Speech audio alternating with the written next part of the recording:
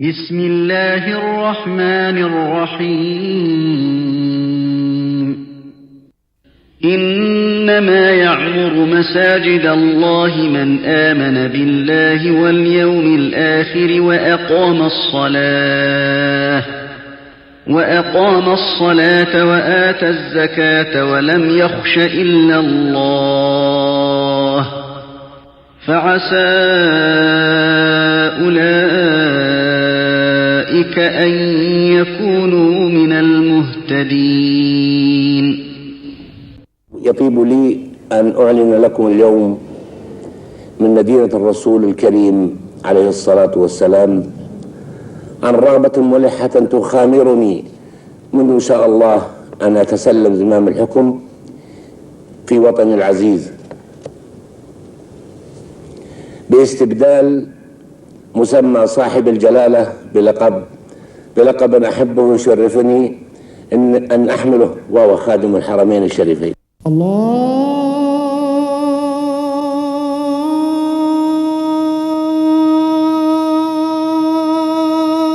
أكبر الله أكبر. The Prophet's Mosque in the city of Medina occupies a prominent place in the hearts of Muslims and in their history as well. In the pre-Islamic era, the city had gone through several stages of development, all minor. With the Prophet's arrival and the construction of his holy mosque, the city immediately became the nerve center of the nation of Islam, securing for Muslims happiness in this world and the bliss of the hereafter.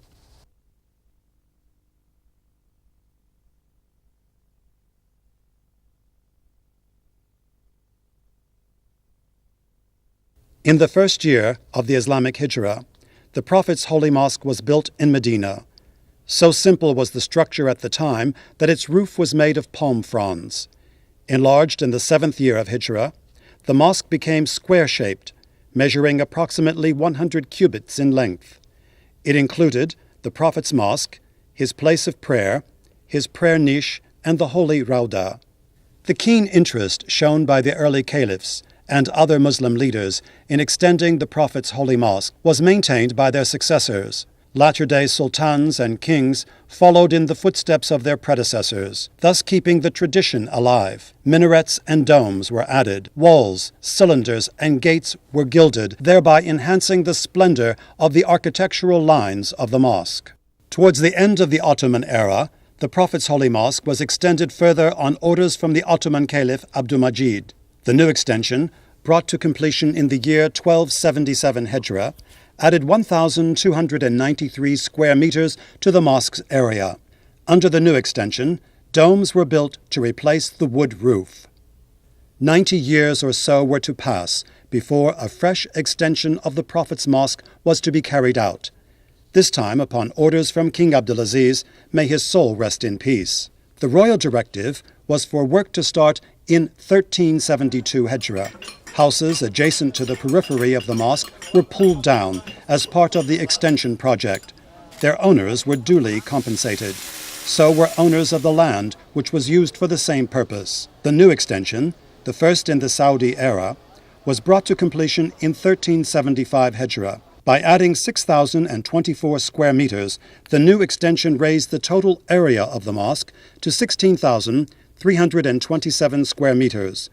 These two extensions, the Saudi and the Ottoman, blended well, and their architectural lines and aesthetic designs were in perfect harmony. From the beginning of his reign, the custodian of the two holy mosques, King Fahd, made it clear that the welfare of the two holy mosques was as close to his heart as it was to his father, Imam Abdulaziz ibn Abdurrahman, may his soul rest in peace. Throughout his reign, marked with unparalleled achievements in various fields, King Fahd's interest in the welfare of the two holy mosques has remained a top priority. On Friday, the 9th of Safar, 1405 Hijrah, the custodian of the two holy mosques laid the foundation stone for yet another extension to the Prophet's holy mosque, the largest ever.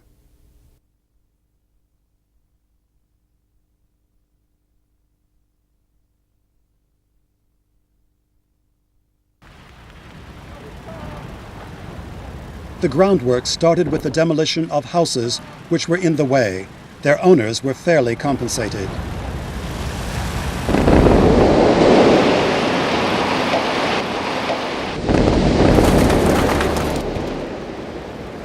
The site of the new extension has an area of 82,000 square meters. The structure is so spacious and solid, so rich with aesthetic touches and decorations, that all previous extension schemes pale in comparison. The latest engineering and architectural concepts were utilized in this project. Some were sheer innovations put to good use for the first time, such as the sliding domes, or the giant sunshades with their unique design, the electric escalators, which make it easier for hundreds of thousands of worshippers to move from one floor to another, to name but a few. The porticos, supported by endless rows of columns, the towering minarets, which have no match in height in Islamic history. The courtyards of the mosque, historically the most extensive, are covered with heat-deflecting marble slabs. The Prophet's Holy Mosque is a fine piece of architecture on a very grand scale. As such, it needs round-the-clock maintenance. This is promptly provided by the General Presidency for the Affairs of the Holy Mosque and the Prophet's Mosque. These and other equally impressive features have made the Prophet's Holy Mosque a truly prominent landmark on the face of the earth. The custodian of the two holy mosques has spared neither effort nor funds in the service of these holy places. He cares for the well-being of the pilgrims, the visitors, and those who come to the kingdom to perform the minor pilgrimage, Umrah. The architectural lines and the various designs employed in the extension project are typically Islamic. They blend perfectly with the spiritual halo which envelops the Prophet's Holy Mosque. Directives issued by the custodian of the two holy mosques laid emphasis on this point. The foundation of the new structure entailed the use of 8,500 piles sunk into the ground 30 to 50 meters deep. Their total length comes to 30 kilometers. Some 100,000 cubic meters of reinforced concrete were used in the substructures. The steel piles dovetailed with the iron bars used in the columns, the minarets, and the 1,877 substructural blocks made of 70,000 cubic meters of cement reinforced with steel.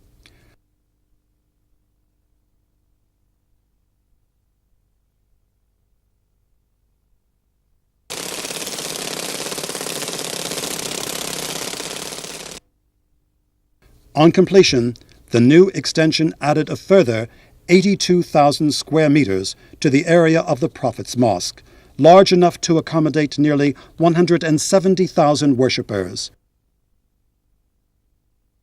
The roof, with an area of 67,000 square meters, is fit for use as a place of prayer and could easily accommodate 90,000 worshippers.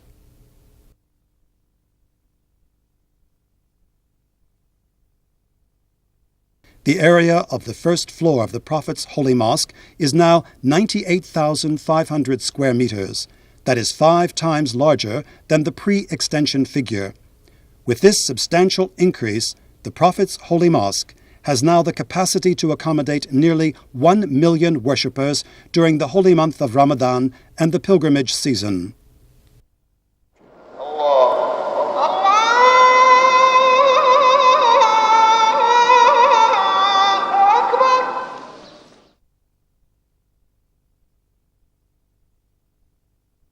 The extension, carried out at the initiative of the custodian of the two holy mosques, features porticos supported by more than 2,100 arch-topped columns. The architectural pattern in use is designed in such a way as to satisfy uniformity and reflect a sense of harmony with the first Saudi extension. The extension ceiling is made of 95 units, of which 68 are fully covered, while the rest are reserved for the sliding domes. The extension, initiated by the custodian of the two holy mosques, has provided the Prophet's Holy Mosque with 6 additional minarets, each 104 meters high. 4 of these 6 minarets rise up from the 4 corners of the extension, while the other 2 tower over King Fahad Gate, far north. Topping each minaret is a gold-plated crescent weighing 4 tons. These 6 minarets, together with the original 4, give the skyline of the city of Medina a marked halo of spirituality and an aura of matchless splendor. There are 9 main entrances to the extension building, constructed on orders from the custodian of the 2 holy mosques, as part of the Prophet's holy mosque. 7 of these entrances, those facing east, north, and west, have 5 adjoining gates each, along with 2 side gates.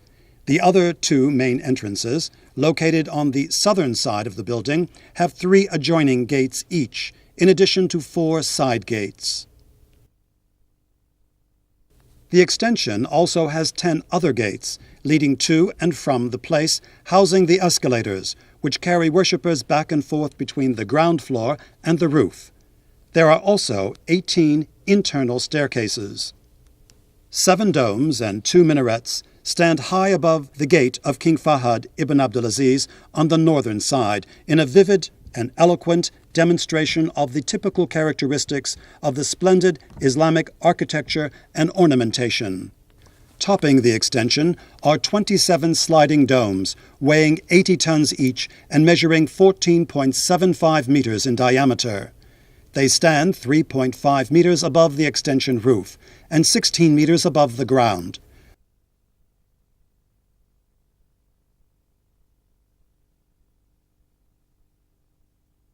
"40 tons of iron were used for the domes, which open and close automatically to permit natural ventilation whenever the need arises."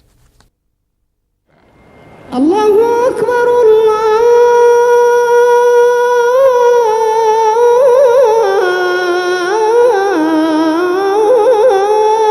Akbar. La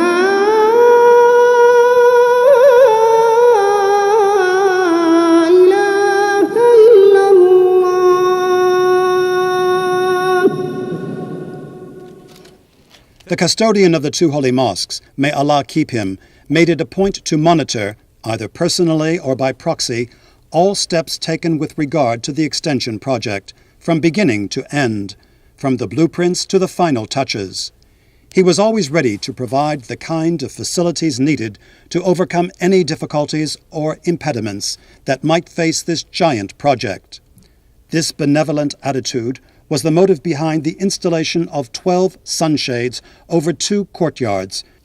These sunshades, made of Teflon, are 306 square meters each. They are fireproof and can provide effective protection from ultraviolet rays as well. Though large, they are quite manageable. They can be folded and unfolded automatically. The fact that these sunshades satisfy the requirements of lighting, ventilation, and cooling is another advantage, so that worshippers could be protected from the sun's heat.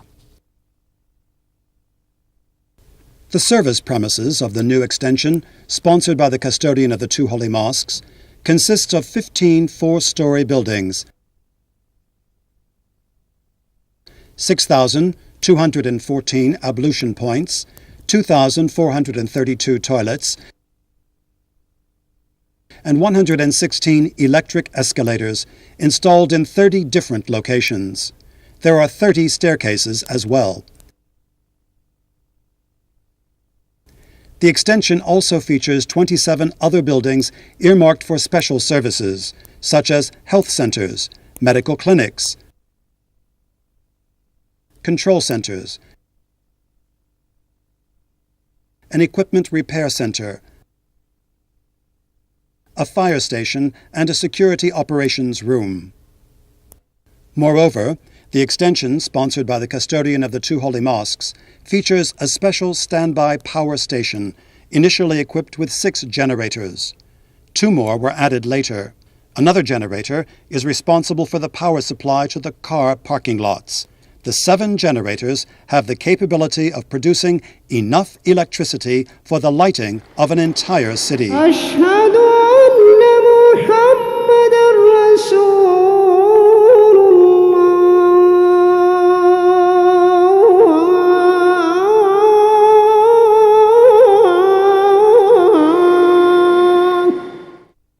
The Prophet's Holy Mosque is served by an air conditioning plant operated by 6 electric engines, packing 7,000 horsepower each.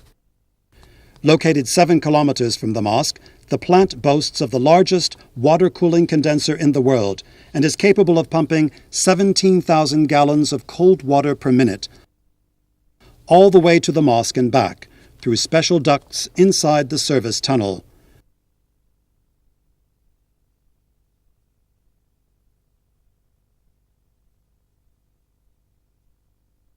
By this sophisticated air conditioning system, one of a kind in the world, air is filtered, cooled and circulated with a refreshing impact all over the mosque through openings located at the bases of columns.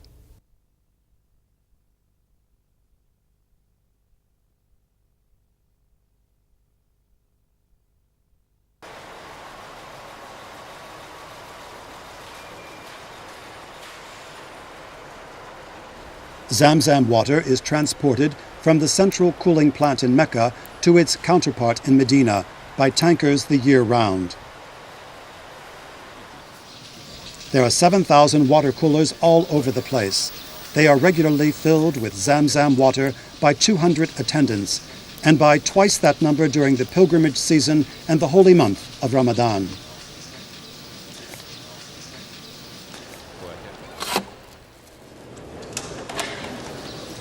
The floor of the Prophet's Mosque is covered with 10,000 carpets.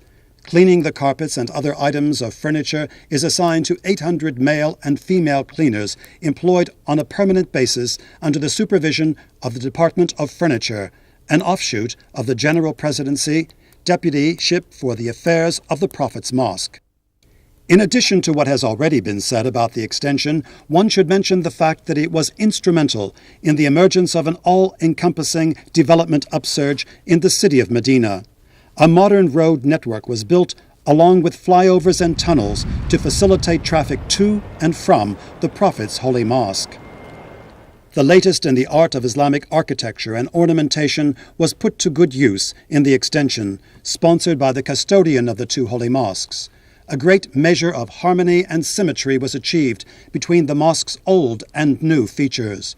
Doors, gates, windows, columns, arches, and ceilings all were in good taste and in full harmony with the originality of Islamic art at its best. The royal care for the welfare of the Prophet's Holy Mosque is now as vivid as ever. It is being channeled through the General Presidency of the 2 holy mosques and its representative, the Deputyship of the General Presidency for the Affairs of the Prophet's Holy Mosque. The latter carries out the royal directives and is in charge of all activities relating to supervision, control, maintenance, and development. The General Presidency for the Affairs of the 2 holy mosques keeps abreast of things new and comes up regularly with effective ideas that enable people visiting the Prophet's Holy Mosque to enjoy maximum comfort. In so doing, it seeks Allah's pleasure in the first place, then that of the nation's leadership, and draws its inspiration from the constant care extended by the custodian of the 2 holy mosques to the project, from its inception and until the last brick was laid in the year 1414 Hijrah, thereby bringing to conclusion the greatest extension which the Prophet's Mosque has ever witnessed. For him, the emergence of this giant edifice in the best of shape for the service of Islam and Muslims all over the world is simply a beautiful dream that has come true.